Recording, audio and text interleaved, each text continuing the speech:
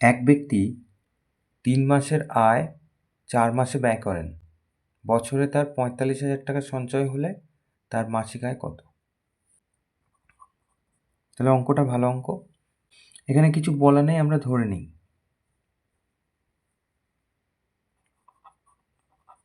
মনে করি ব্যক্তিটির মাসিক আয় X টাকা। তো 3 মাসের আয় কত?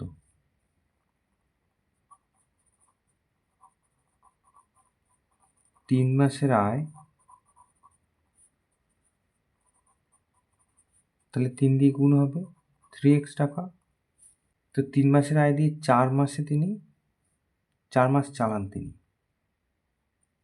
তো 4 মাসের আয় কত হবে?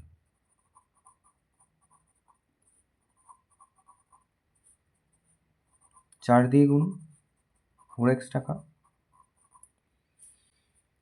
তো তিনি 3x টাকাতে 4 মাস চালাচ্ছেন, যেখানে তিনি 4 মাসে 4x টাকা পাচ্ছেন। তাহলে তার এই 4 মাসে কত টাকা সঞ্চয় হচ্ছে? দুটো বিয়োগ করি।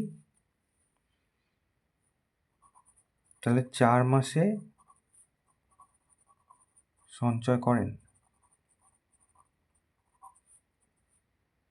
4x মাইনাস 3x, তার মানে x টাকা। তাহলে 1 মাসে সঞ্চয় করবেন কত? এটা দিয়ে এত টাকা।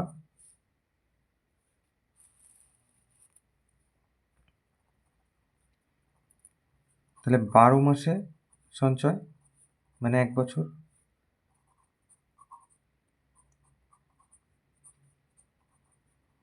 তাহলে 3x টাকা। তাহলে এই 3x টাকাটা হচ্ছে, এখানে বলে দিয়েছে, এই যে ৪৫,০০০ টাকা বছরের সঞ্চয়।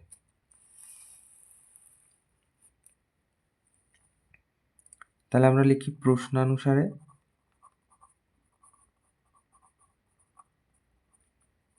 এই 3x টাকা আর ৪৫,০০০ টাকা একই। তাহলে x এর মান কত?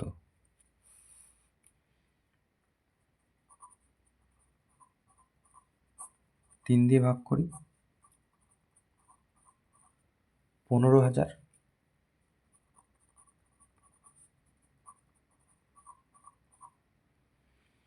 তাহলে এক্সটাই আমরা মাসিক আয় ধরেছিলাম, সেটাই জিজ্ঞাসা করেছিল। তাহলে অতএব তার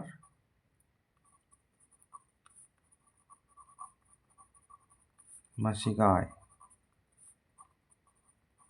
১৫,০০০ টাকা। এটা উত্তর।